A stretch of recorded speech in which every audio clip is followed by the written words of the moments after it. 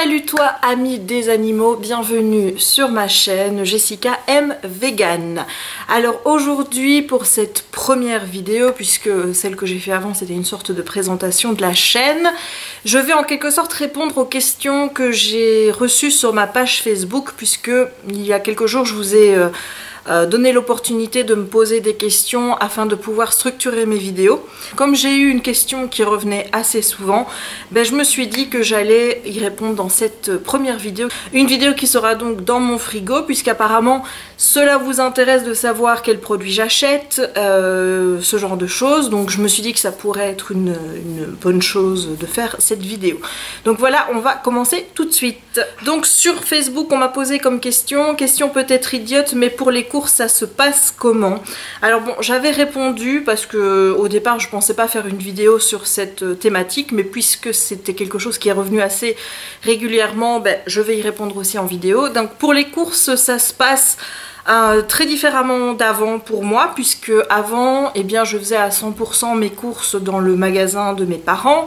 Donc il faut savoir que mes parents sont propriétaires d'un Spar à Dinan. Comme j'habite à Dinan, forcément vous doutez bien que je vais faire mes courses dans le magasin de mes parents, donc quitte à donner mon argent, je préfère le donner à mes parents plutôt qu'à des étrangers. Pour moi c'est totalement normal de faire vivre mes parents et d'aller faire mes courses chez eux. Ce qu'il faut savoir c'est que je ne fais pas mes courses à la semaine ou au mois ou toutes les 2 semaines, etc.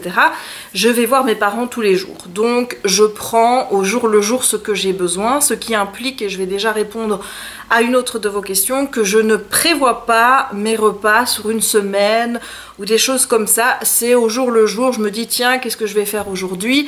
Quand je vais faire mes courses, je me dis tiens qu'est-ce que je vais manger demain ou dans les jours qui suivent, en prenant pour plusieurs jours, et puis j'accommode ce qu'il y a dans mon frigo à l'envie du jour en fait.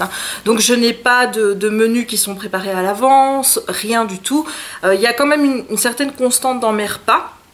C'est-à-dire mon petit déjeuner qui est relativement le même tous les jours, même si je varie un petit peu les fruits, c'est-à-dire que un jour je vais mettre une banane, un jour avec un kiwi, et puis je vais mettre une nectarine avec une prune ou des choses comme ça. Donc j'essaye un petit peu de changer les fruits tous les jours pour ne pas que ce soit redondant, mais mon déjeuner c'est grosso modo des flocons d'avoine avec des graines de chia, donc je vais vous montrer tout ça, avec du lait végétal, et je rajoute au-dessus les fruits du jour et un petit peu de sirop d'érable pour sucrer un petit peu le tout. Donc ça c'est mon petit déjeuner, c'est un petit déjeuner que j'adore.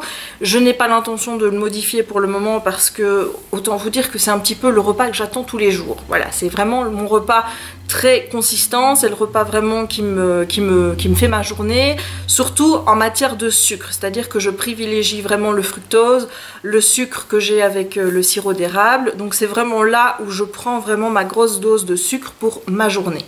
À midi, là c'est un petit peu selon l'envie du jour, et le soir généralement je finis ma journée sur un repas plus léger avec une salade que j'accommode un petit peu à la sauce du jour. C'est-à-dire que ma salade n'est jamais 2 fois la même. Un jour je vais mettre tel légume, un autre je mettrai tel légume. Enfin voilà, ma salade change tous les jours, mais le soir c'est vrai que j'aime bien manger une salade pour terminer la journée. Je trouve ça plus léger le soir. Donc je vais pas vous montrer ici les fruits et les légumes que j'achète parce que je trouve pas ça très utile en fait.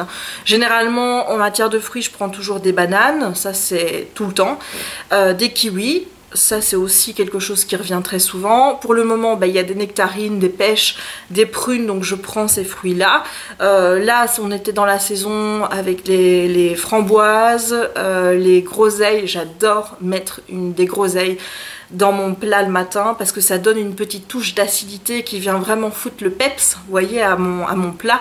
Et voilà, donc c'est vrai que pour le moment je privilégie ces fruits là, mais ce sera toujours en fonction des saisons pour changer justement et ne pas toujours avoir les mêmes fruits dans mon bol le matin. Donc en hiver à mon avis ce sera plus des pommes, et je pense que je les ferai chauffer en même temps que mon lait pour qu'elles se ramollissent un petit peu et que ce soit, parce que moi j'adore la pomme chaude. Je rajouterai même un petit peu de cannelle, tiens pourquoi pas, ce serait serait une bonne idée. Enfin voilà, donc ce sera vraiment en fonction des fruits de la saison. Pour le soir, pour ma salade, je prends généralement une salade de blé parce que c'est une salade que j'aime beaucoup. Je prends des jeunes pousses d'épinards que moi je ne mange pas mes épinards chauds. Je les mange froids, je les émiette pour les mettre dans ma salade. Comme ça, ceux qui n'aiment pas les épinards, si vous les mettez comme ça dans une salade, vous ne sentez pas le goût un petit peu plus amer de l'épinard. Donc moi, c'est comme ça que je fais. Généralement, j'y rajoute des tomates. Toujours une légumineuse, donc que ce soit des haricots rouges, blancs ou alors des pois chiches. Je rajoute aussi du poivron rouge, je rajoute des pommes de terre ou alors des pâtes ou alors des nouilles de riz. Enfin, j'essaye vraiment qu'il y ait toujours un féculent et des graines. Voilà, je suis devenue un petit peu accro aux graines, donc pour le moment c'est graines de tournesol, graines de sésame, des pignons de pin que je mets aussi, enfin voilà, donc j'accommode un petit peu tout ça avec des épices évidemment. Donc au niveau des épices c'est surtout paprika, curcuma, cumin, j'ai du El Raznoud aussi, j'espère que c'est comme ça qu'on le prononce. Ça je le garde un petit peu plus pour les préparations chaudes. Mais sinon, dans mes préparations plus froides, c'est poivre, sel, curcuma, paprika, cumin et huile végétale et vinaigre. Voilà, je ne mets pas de jus de citron parce que je sais pas trop quel goût aura ma salade si je rajoute un petit peu de jus de citron. Je devrais essayer parce que je sais que c'est bon d'avoir une dose de vitamine C quand on mange de la salade, etc. pour un petit peu mieux absorber le fer. Donc je sais que je devrais le faire. Mais voilà, pour le moment, c'est vrai que j'ai pas encore osé rajouter la petite dose de jus de citron parce que l'assaisonnement, c'est toujours pour moi quelque chose d'assez compliqué, ça passe ou ça casse quoi. Comme je vous disais avant, c'était facile de faire mes courses, j'allais toujours dans le magasin de papa. Maintenant c'est vrai que mes courses sont un petit peu divisées entre deux magasins, donc toujours le magasin de papa et le magasin bio pour ce qui est produits plus spécifiques vegan. Voilà, donc je garde magasin de papa, donc pour tout ce qui est pâtes, je prends toujours des pâtes complètes maintenant, je ne prends plus des pâtes blanches puisque je préfère avoir des pâtes riches en fibres. Tout ce qui est légumes, je le prends aussi dans le magasin de papa, tout ce qui est légumineuse dans le magasin de papa. C'est vraiment tout ce qui n'est pas trouvable en magasin normal que je vais chercher en magasin bio et vraiment spécifiquement les produits vegan. Voilà, donc la mayonnaise vegan, donc est une mayonnaise sans œufs. Je ne vous l'ai pas sortie ici, c'est vrai que j'ai oublié, ce sera pour une prochaine vidéo. Mais le tofu, toutes ces choses-là, parfois je prends aussi des viandes simili-carnées parce que c'est encore des produits que j'aime bien manger de temps en temps, même si c'est vrai que ça se fait de plus en plus rare. Et là, j'essaye de retrouver ce que j'avais trouvé dans les magasins, même les supermarchés en France quand j'étais allée à Brest. C'est des yaourts soja sun qui sont vraiment super bons. Donc c'est des yaourts au soja. Et ceux que j'aime bien, c'est noisettes amandes. Alors ceux-là, autant vous dire que je suis tombée amoureuse de ces yogourts et je n'attends qu'une chose, c'est de pouvoir les retrouver.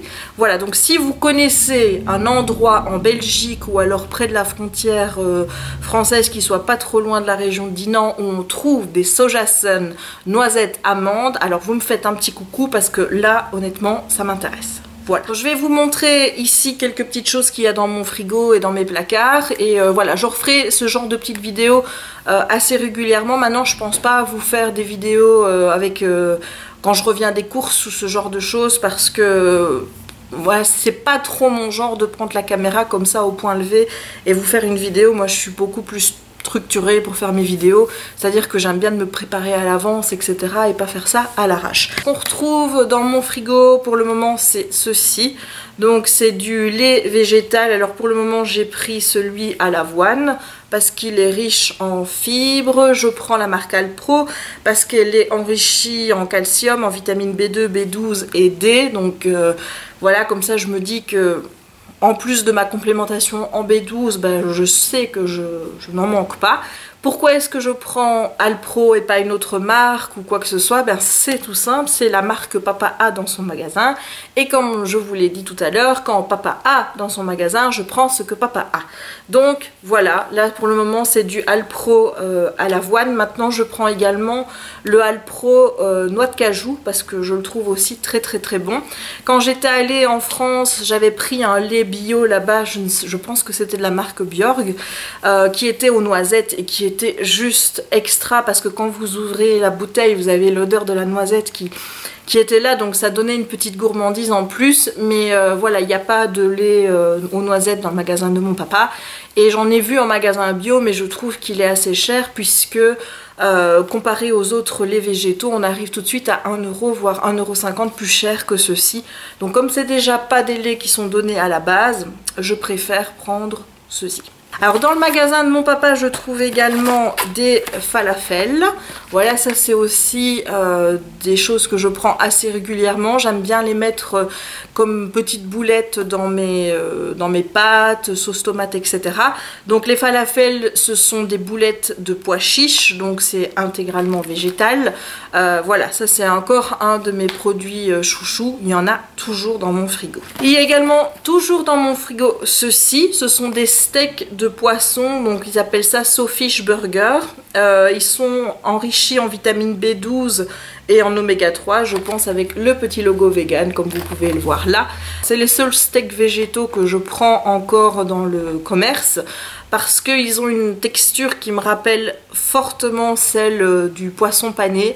Et comme je vous l'avais dit dans ma vidéo pourquoi je suis devenue végétarienne, le poisson et les crustacés c'est vraiment le plus dur que j'ai eu au moment où je suis devenue végétarienne et puis ensuite végane, parce que c'était vraiment la viande, on va dire, que je préférais.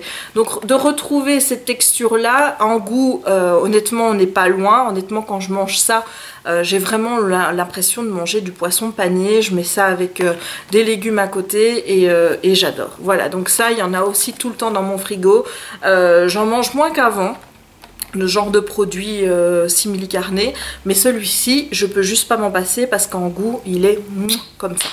On trouve également dans mon frigo de la crème de soja de la marque Alpro parce que c'est papa qui a ça dans son magasin. Toujours ceci dans mon frigo au cas où je décide de faire un risotto, au cas où je décide de faire des pâtes à la crème. Honnêtement, je ne sens absolument aucune différence avec la crème normale que j'utilisais avant. Je sais juste voilà qu'elle est aussi moins grasse, donc je me dis que c'est tout bénef. Mais honnêtement, niveau goût, quand c'est cuisiné, moi je sens absolument pas de différence.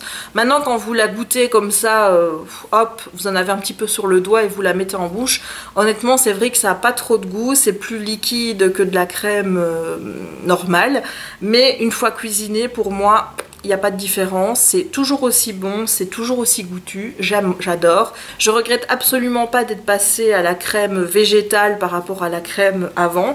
Maintenant je sais pas encore si je pourrais l'utiliser dans les pâtisseries ou ce genre de choses, mais en tout cas pour faire les risottos et mes pâtes à la crème, c'est juste parfait, pas de différence au niveau goût.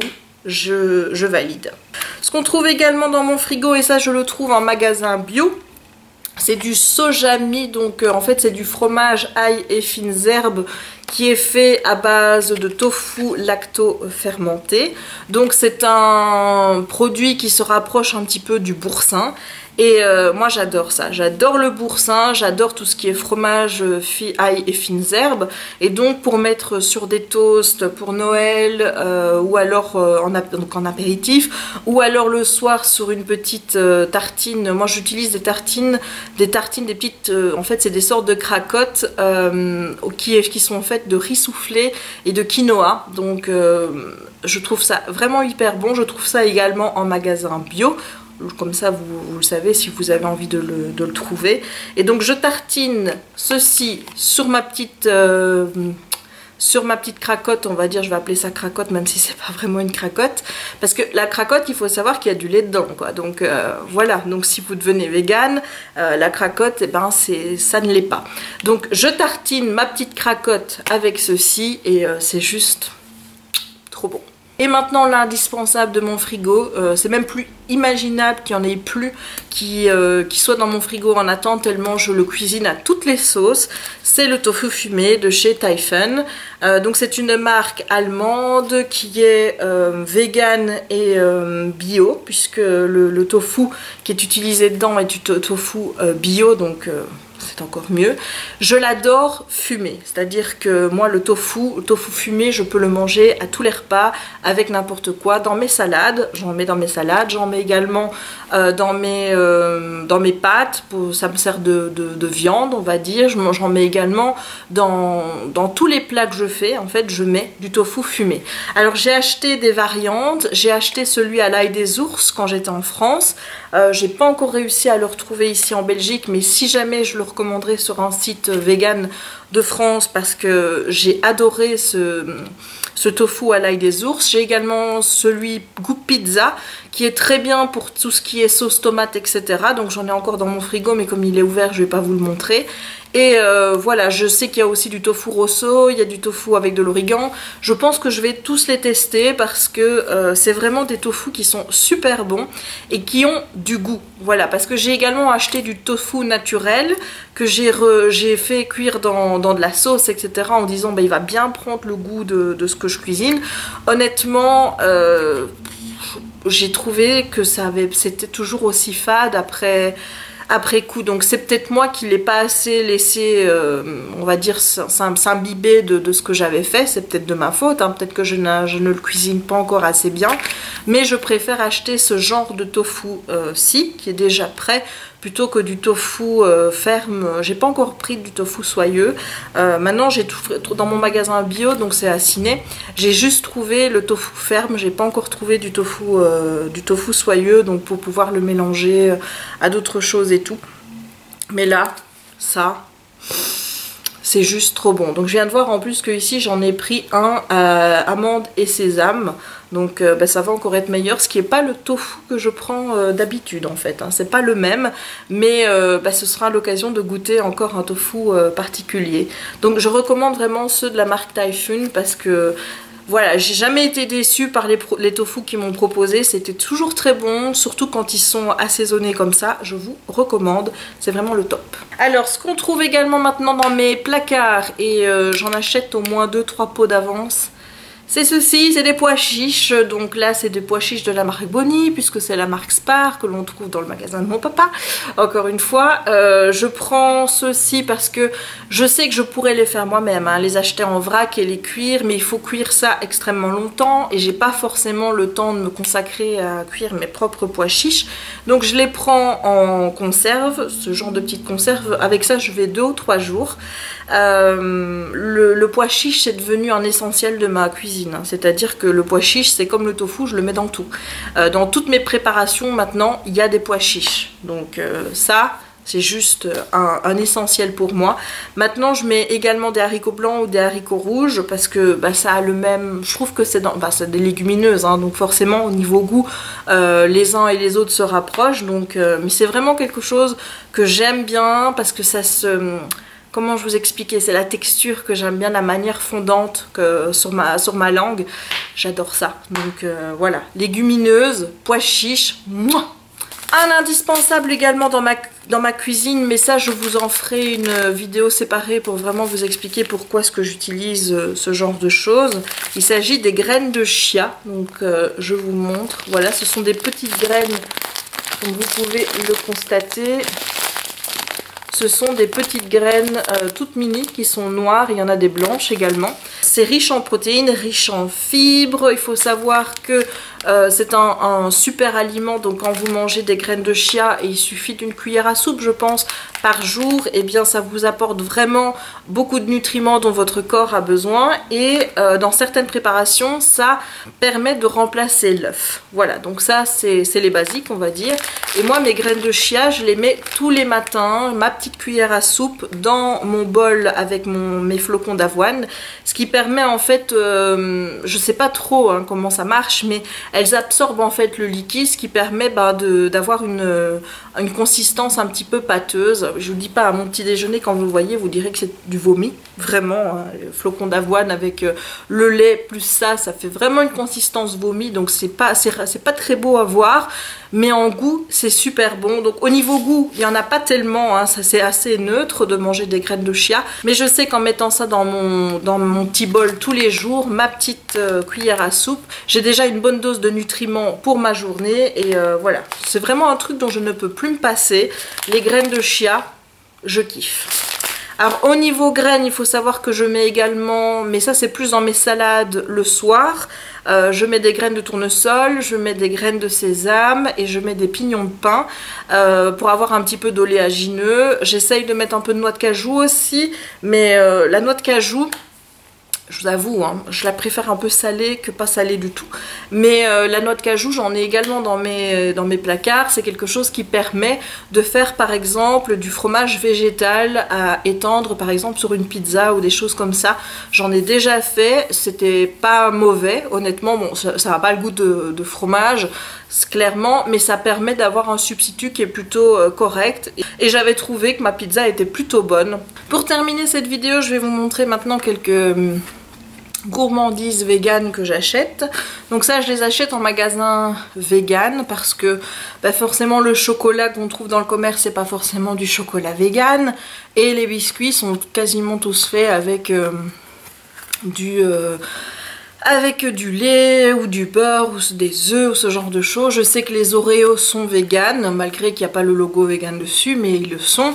Maintenant je pense qu'il y a de l'huile de palme dedans, et j'essaye aussi d'éviter l'huile de palme au maximum puisque je sais que c'est une huile qui n'est pas forcément très bonne pour la santé. C'est une huile qui participe également à la déforestation et à la destruction de l'habitat des orang-outans, donc forcément ça participe à la démarche végane aussi de boycotter ce genre de produits. Donc ma petite gourmandise par excellence, c'est ce chocolat-ci qui est un chocolat de la marque Rapunzel.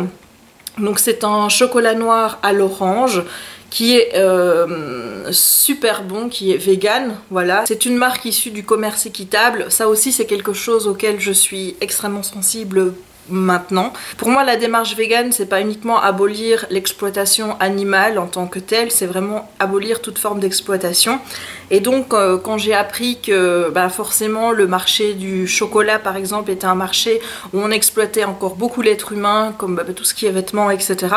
C'est des arguments auxquels maintenant je suis beaucoup plus sensible, et de fait j'essaye d'acheter mon chocolat non seulement vegan mais aussi commerce équitable afin de faire d'une pierre deux coups. Voilà, donc c'est vrai que le chocolat du coup me revient plus cher. Maintenant j'ai envie de vous dire que c'est pas une mauvaise chose, dans le sens où avant une tablette de chocolat comme ça je pouvais me l'enfiler sur 10 minutes, même pas quoi. Voilà, je pouvais en manger. Maintenant j'y vais carré par carré, hein. C'est-à-dire que je vais manger comme dessert un petit carré, j'aurai mon 4 heures, je vais manger un carré, enfin voilà, donc je fais beaucoup plus attention à ma consommation. Donc ça me permet de faire durer mon chocolat plus longtemps.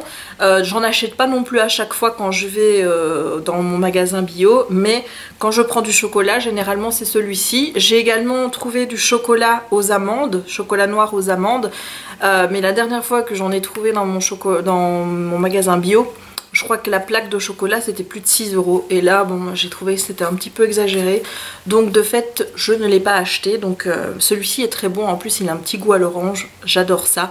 Donc voilà, je vous recommande vraiment cette marque. Et enfin, je vais vous présenter ces biscuits-ci. Donc c'est de la marque Le Moulin du Pivert.